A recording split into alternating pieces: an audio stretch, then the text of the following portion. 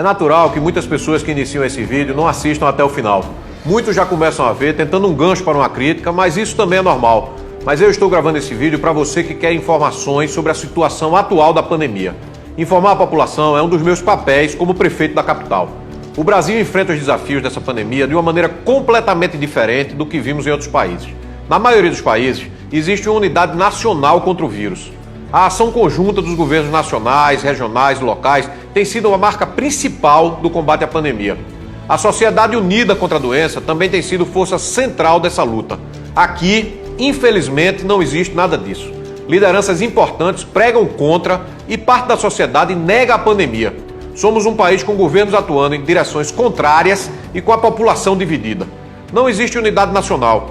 A segunda diferença é que somos o primeiro país com grande desigualdade social a chegar próximo do pico da pandemia.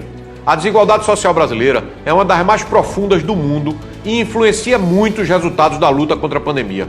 Somos o primeiro país com milhões de famílias vivendo na pobreza a enfrentar essa situação de contágio em todo o território nacional.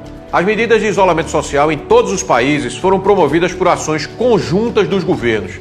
Dependendo do país, os níveis de isolamento foram mais leves ou mais rigorosos, e em alguns casos até o fechamento total. Mas o mais importante a observar é que sempre foi uma decisão e uma operação unificada. Os governos adotaram medidas para diminuir as consequências do isolamento. Aqui no Brasil, quase 60 dias depois, pouco foi feito nessa direção. O apoio às empresas foi tímido, o socorro aos empregos muito limitado, o apoio aos governos e prefeituras será pequeno e muito atrasado, e o mais grave de tudo, o apoio às famílias chegou depois de semanas sem renda, trazendo a desumanidade de noites ao relento e sujeitas à contaminação. É nessa situação que surgem discussões sobre o fechamento total, que alguns chamam de lockdown. As regras de isolamento estabelecidas por governos regionais e locais aqui no Brasil já proporcionaram resultados importantíssimos. Eu mesmo já mostrei comparações que revelam que milhares de vidas foram salvas aqui no Recife. Esses resultados estão acontecendo mesmo que essa medida tenha muitos furos.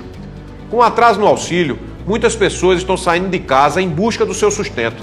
O que não é aceitável é que as pessoas que têm condições de ficar em casa desrespeitem as regras de isolamento existentes. Não há dúvida de que o fechamento total terá influência na evolução do contágio. A questão é como operar esse fechamento com a máxima eficiência em um país dividido e desigual como o Brasil. Só um decreto não será suficiente.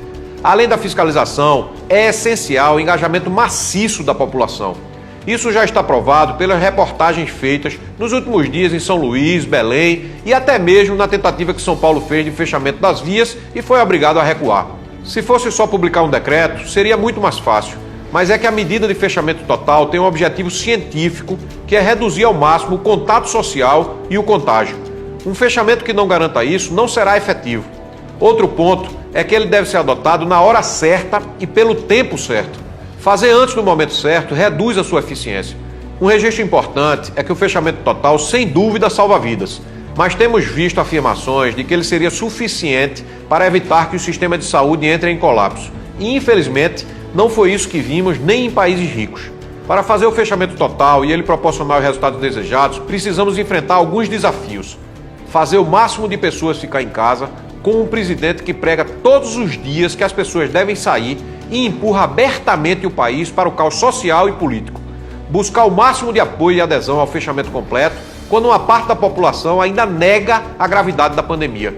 Convencer as pessoas sem renda a ficar em casa e se sustentar com um auxílio que chegou atrasado e é insuficiente. E por último, fazer o fechamento na hora certa e mantê-lo pelo tempo adequado. Estamos trabalhando na superação desses desafios. Não queremos um lockdown como resposta meramente política. O que queremos é diminuir de verdade o crescimento do contágio.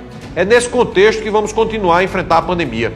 Diferente do que muitos estão fazendo, não transformei a pandemia em plataforma eleitoral. Isso é desumano e é cruel. O que quero é ajudar a salvar vidas e ajudar as famílias a atravessar a crise econômica causada pelo coronavírus. O fechamento total será adotado quando a soma de todas as evidências, considerando as condições existentes no Brasil, mostrar que ele será efetivo para aumentar o isolamento e diminuir o contágio. É claro que enfrentaríamos melhor essa pandemia se o país estivesse unido para salvar vidas.